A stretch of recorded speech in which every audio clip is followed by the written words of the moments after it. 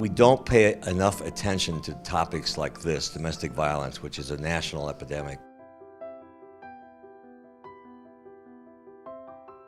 When I prosecuted the Simpson case, there was not a widespread understanding that domestic violence leads to murder. There was no particular connection drawn, and people had a tendency to think of it as something that was swept under the rug. It's a family affair. It's nothing that you talk about, and this is kind of an accepted thing, that women are going to be abused by men.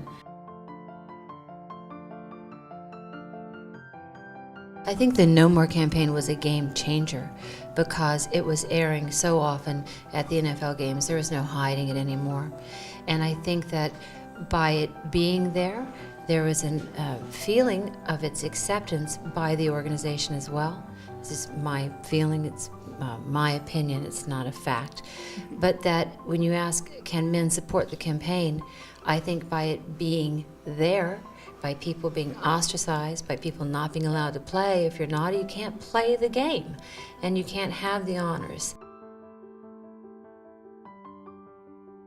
You can hear the screaming, you can hear the beating, you can hear the crying. You can't hear that from several mansions over.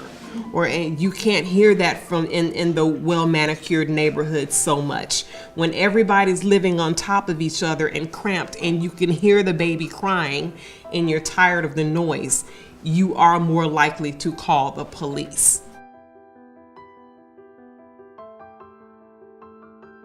36% of all pregnant women are abused.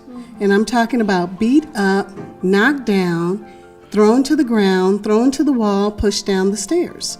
And so when a child is in vitro and up to about 2 years old, if they experience that type of violence and abuse, The stress hormone goes into their bodies. absolutely, and they're going to become much more aggressive and violent than anyone else.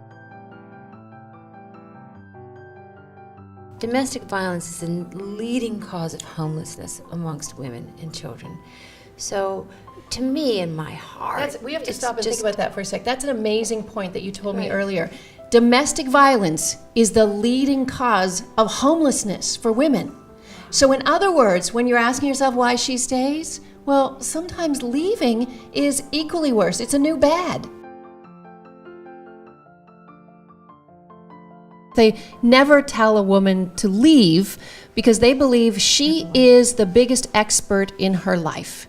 She knows when she's going to be safest. She knows that relationship. So what they do is they help her make an exit plan for when she's ready, and they tell her that they are always there.